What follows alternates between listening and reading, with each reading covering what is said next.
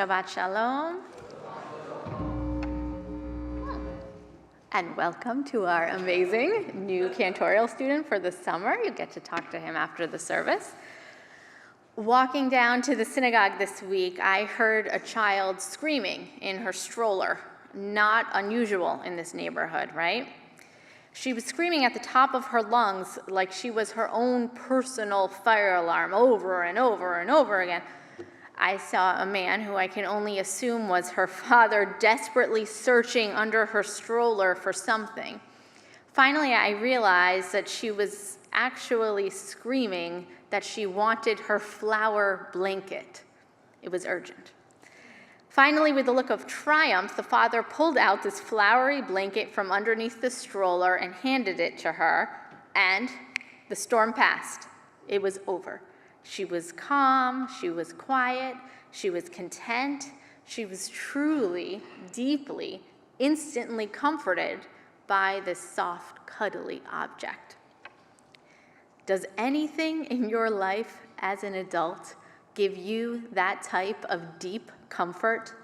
Is there a person or a thing that when you're together makes you feel like everything in the world is going to be all right forever, no matter what?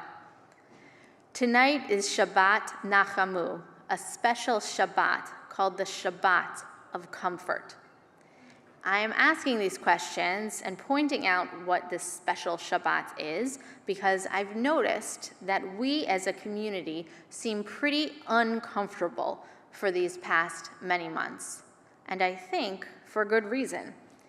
I've seen a lot of people come to my office with tense shoulders and serious faces, talking about the latest political development.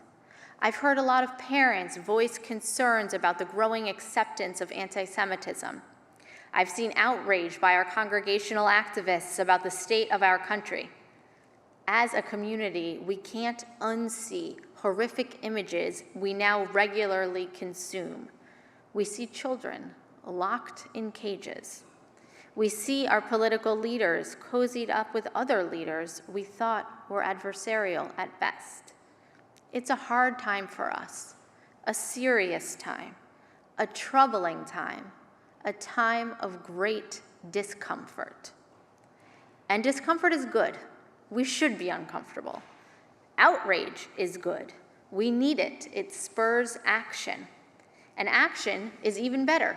We need it. It leads to change.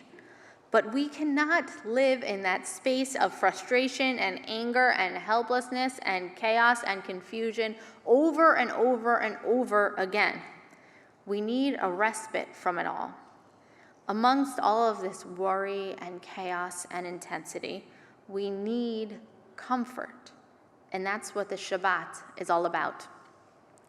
Last week was Tisha B'Av, and it's strange to say, but I found it very comforting. Like listening to depressing music when you're depressed, sometimes you just need to wallow in the pain of it all. On Tisha B'Av, we mourn the destruction of the temples, which devastated our way of life and expelled many Jews from our homeland. On Tisha B'Av, we mourn the expulsion from Spain, where Jews were booted out of a country which not long before that produced what's known as the Golden Age. But then expulsion came. Job gone. Land no longer lived on. Friendships dissolved. Family dispelled. Community uncoiled. Nowhere to go, really.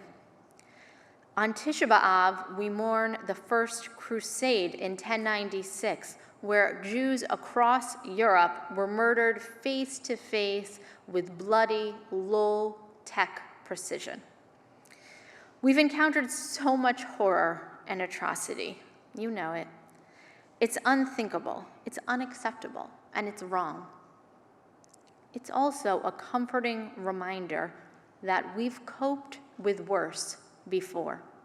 We've persevered in the face of worse things before. And we can do it again with the problems of our day, which, by the way, pale in comparison to the terrors of our history. So, it's not a lot, but take comfort. seek some refuge in Judaism.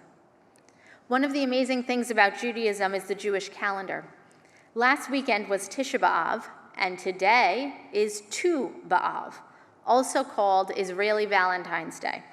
But unlike our Valentine's Day here in the States, Tu B'Av is not a Hallmark holiday. It actually goes all the way back to ancient times. After the sadness of Tisha B'Av, our calendar requires that we rejoice. We go from the lowest of the lows to the highest of the highs, from Egypt to Sinai, from misery to elation, from darkness to light. Today on Tu B'Av, we are commanded to love and to take comfort in all of the beauty and the goodness of each other. In fact, the rabbis taught that there was never in Israel a greater day of joy than Tu B'Av. Parenthetically, they also said the same thing about Yom Kippur, but that's for another sermon.